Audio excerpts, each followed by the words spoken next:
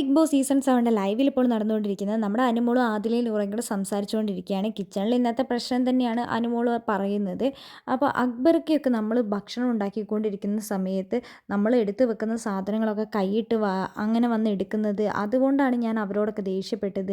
നമ്മളെല്ലാവർക്കും കൊണ്ടുപോയി കൊടുക്കൂലേ, നമ്മൾ അങ്ങനെ കഴിക്കുന്നവരാണോ എന്നൊക്കെ അനുമോള് ആദിലേനോടും നൂറേനോടൊക്കെ ചോദിക്കുന്നുണ്ട്.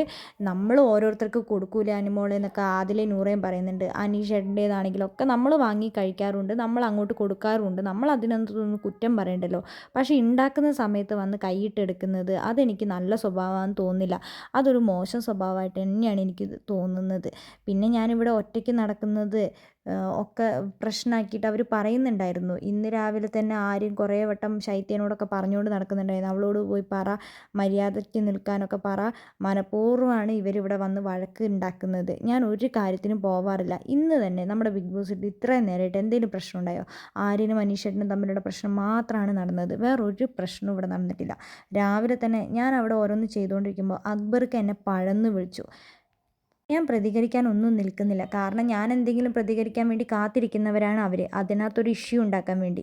എനിക്ക് നന്നായിട്ട് അറിയാം, എനിക്കെന്തെങ്കിലും ഒരു പ്രശ്നം വന്നാലോ അല്ലെങ്കിൽ പൈസയ്ക്ക് ബുദ്ധിമുട്ട് വന്നാലോ ആരും എനിക്ക് കൊണ്ടുവന്ന് തരില്ല.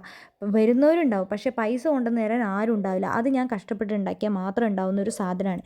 അപ്പോൾ അതിലെ നൂറയും പറയുന്നുണ്ട്, നൂറ പ്രത്യേകിച്ച് പറയുന്നുണ്ട്, അനുമോളെ നീയായിട്ട് തന്നെ നിന്നാൽ മതി, നിനക്ക് കരയാൻ തോന്നുമ്പോൾ നീ കരഞ്ഞ, അവരുടെ മുമ്പിൽ പോയി കരയേണ്ടെന്ന് മാത്രമേ ഉള്ളൂ എന്ന് പറയുന്നുണ്ട്.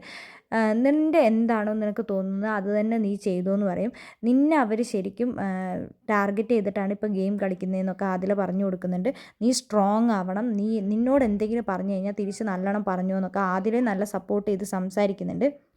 എനിക്കിപ്പോൾ ഭയങ്കര സങ്കടം വരുമ്പോൾ ഞാൻ എൻ്റെ അമ്മേനെയാണ് ഓർക്കുക. പെട്ടെന്ന് തന്നെ എൻ്റെ മൈൻഡ് മാറിക്കൊള്ളുന്നത്. അപ്പോൾ അനുമോള് പെട്ടെന്ന് കരയാൻ തുടങ്ങുന്നുണ്ട്. അപ്പോൾ നൂറ പറയുന്നുണ്ട്, അനുമോളെ നിനക്ക് കരയണേ നീ കരഞ്ഞോ, നീ ഇവിടെ നിന്ന് മാത്രം ഞങ്ങളുടെ മുമ്പിൽ നിന്ന് മാത്രം കരഞ്ഞോ, പക്ഷെ നീ വേറെ എവിടെയും പോയി കരയാൻ നിൽക്കണ്ട കേട്ടോ എന്ന് പറയുന്നുണ്ട്. അവരുടെ എല്ലാവരുടെയും ആഗ്രഹം ഞാൻ ഈ ബിഗ് ബോസ് വീട്ടിൽ നിന്ന് പുറത്തു പോകണമെന്നാണ്. അതാ ഏറ്റവും കൂടുതൽ ആഗ്രഹിക്കുന്നത് ശരത്തും അതേപോലെ തന്നെ അക്ബറുമാണെന്ന് അനുമോള് പറയുന്നുണ്ട്.